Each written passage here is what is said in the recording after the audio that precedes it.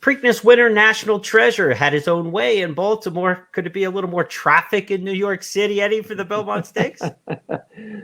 Well, it is for us whenever we're there for hockey or horse racing. But Jeremy, great to be with you. And unfortunately, I was on the losing end there with Blazing Sevens with National Treasure going wire to wire.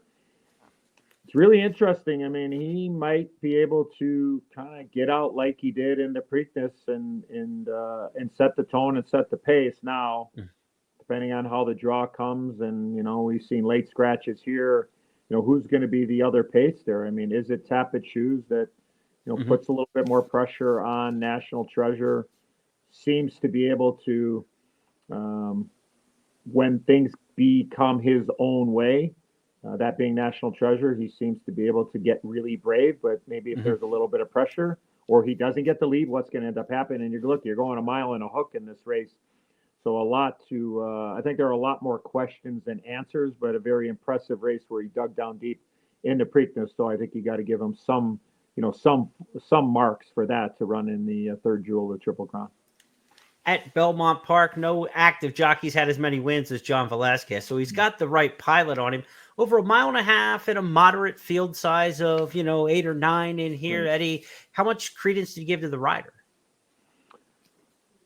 Well, if I like a horse, full disclosure, I'm going to bet the horse regardless of who's on the horse. Now, when you're talking about a big race like this and you have a Hall of Famer like Johnny V, maybe if I think the horse is here, I probably raise him a little bit because I think that a jockey like Johnny V or any world-class jockey will be able to get the most out of the equine athlete that they're on top of. So, right, I pay attention to that in the very big races, and especially coming off a huge performance like he did 3 weeks ago. A little trivia for you: try to become the first horse to skip the Derby and win the final 2 legs of the Triple Crown since Pillory in 1922.